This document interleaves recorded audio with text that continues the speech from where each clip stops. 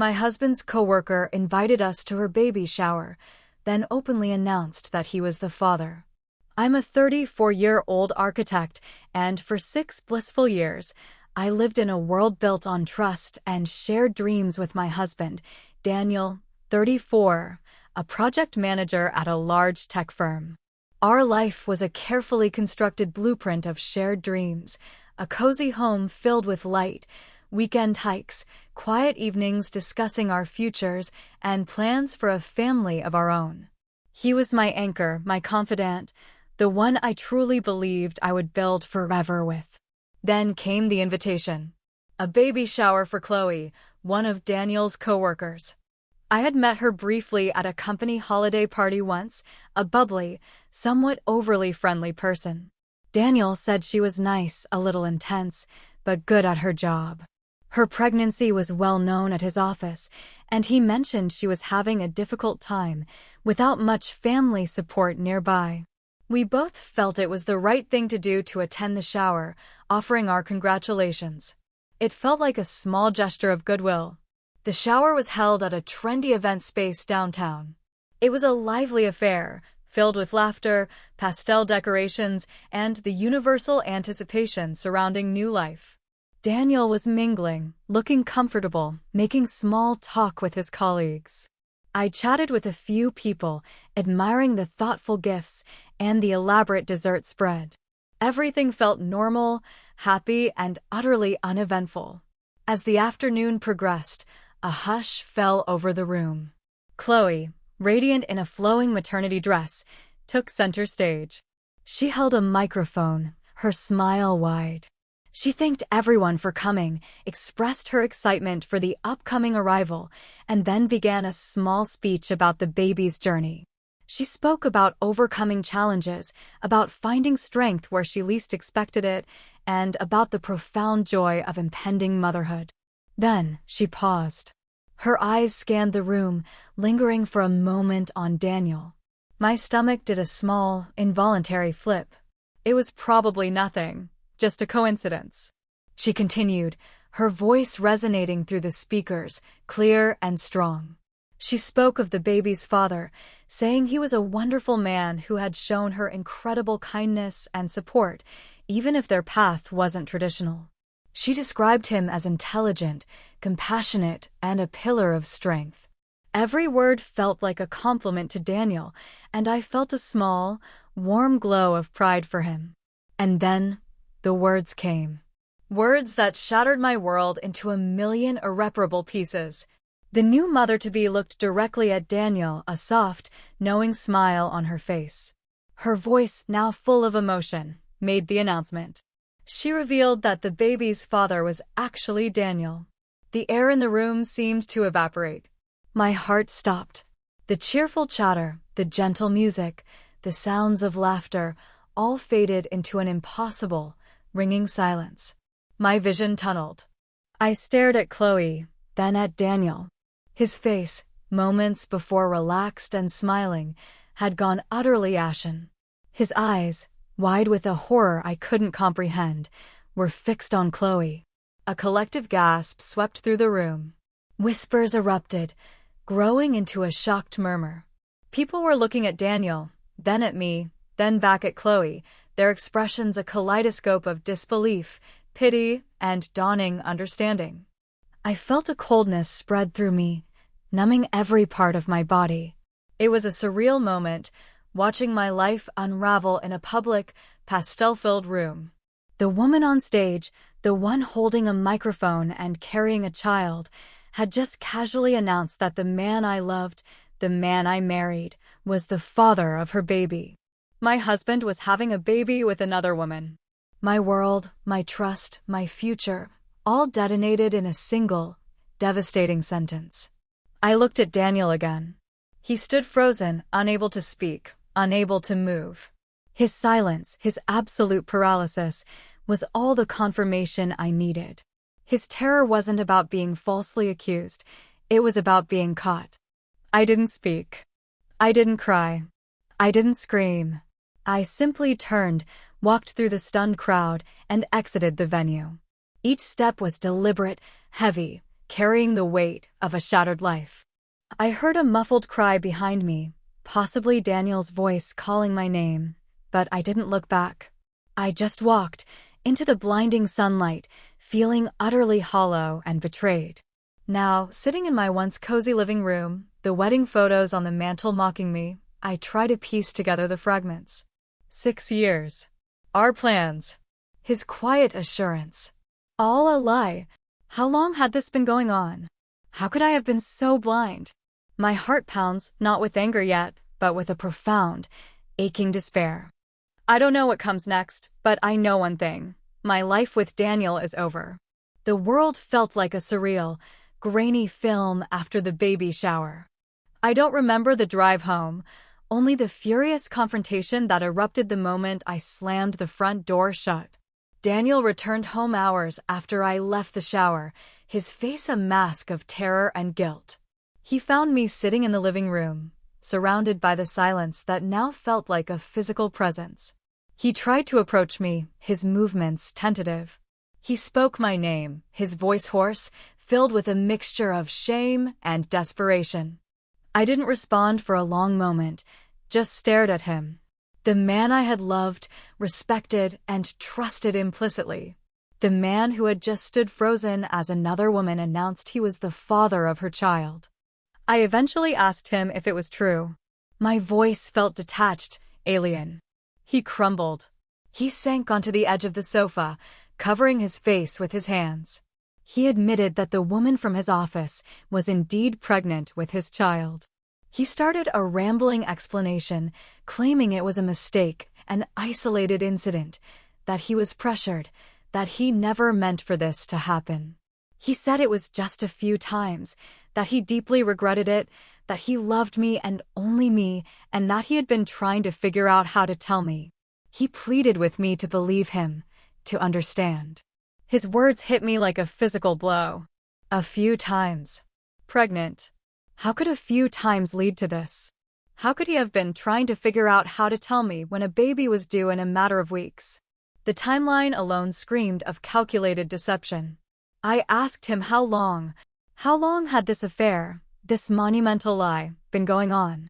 He hesitated, then admitted the affair started about 1.5 years ago.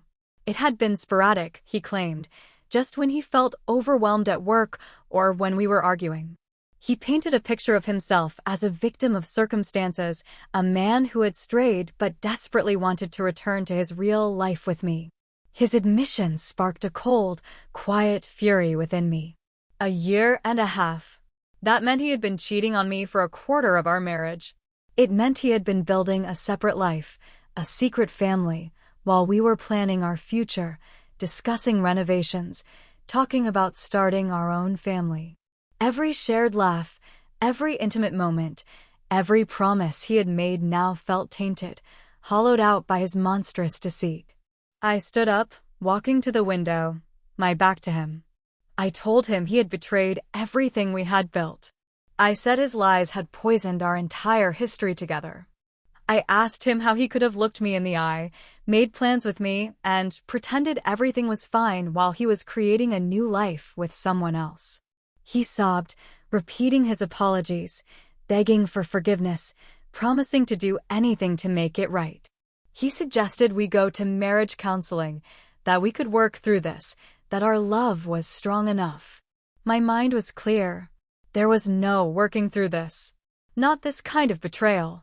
Not a child. This wasn't a mistake. It was a choice, sustained over 1.5 years, culminating in a new life. I told him I needed space, that he needed to leave. He protested, begged to stay, but I was unyielding.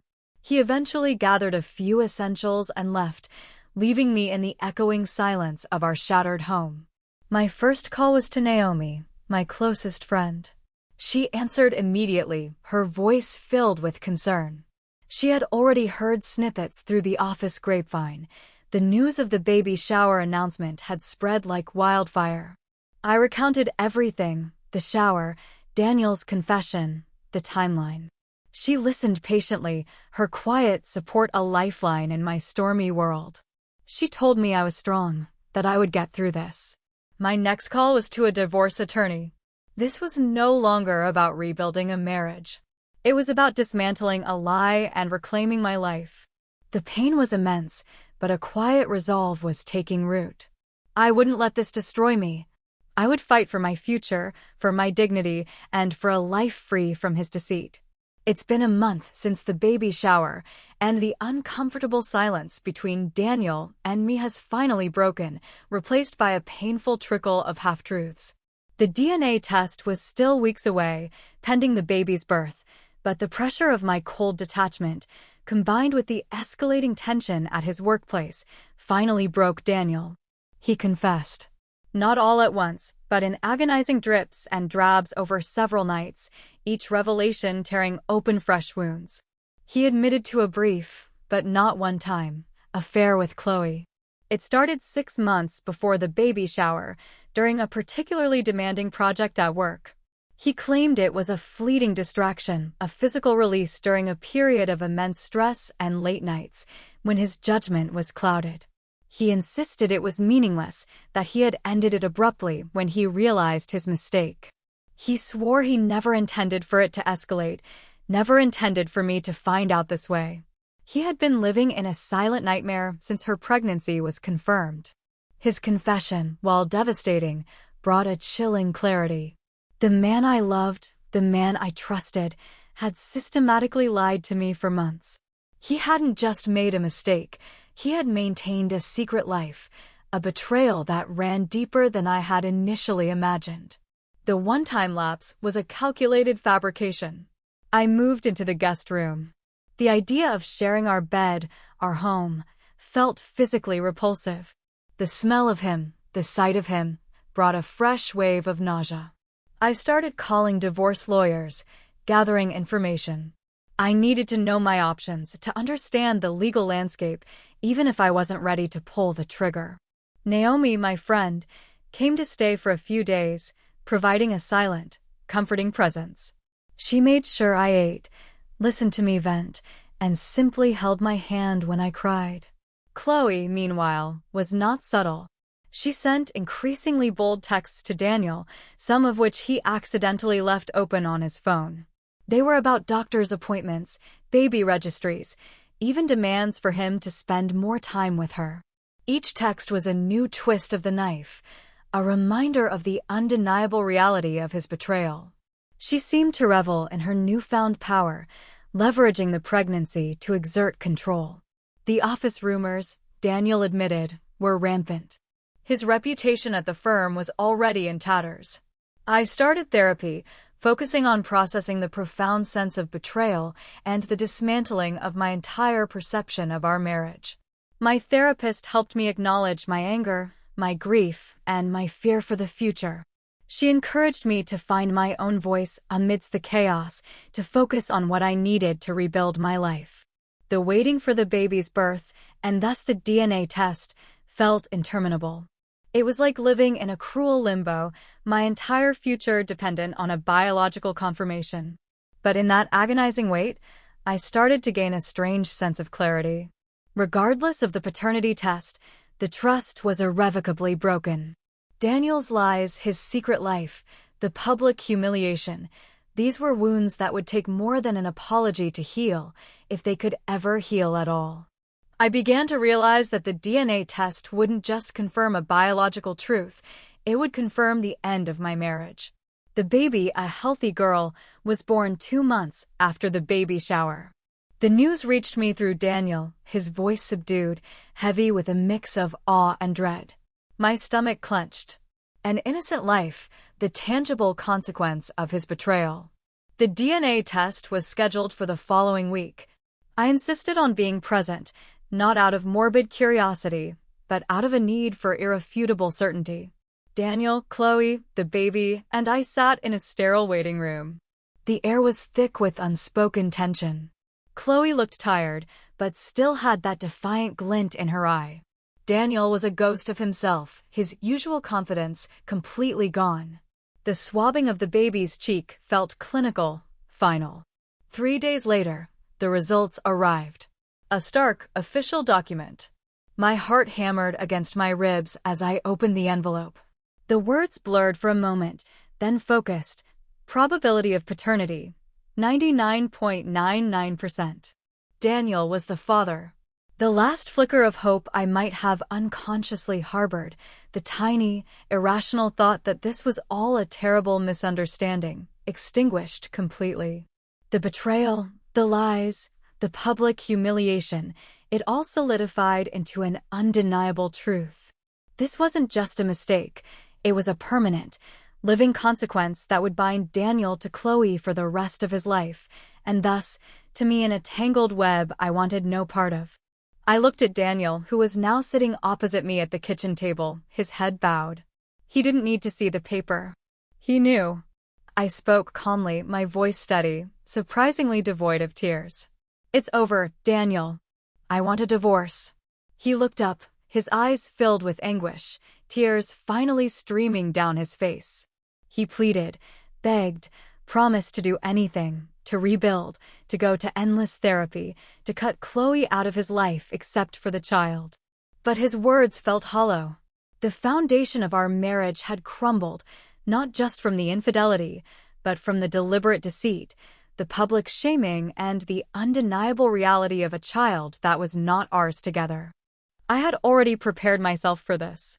My lawyer, Ms. Lockwood, had been invaluable.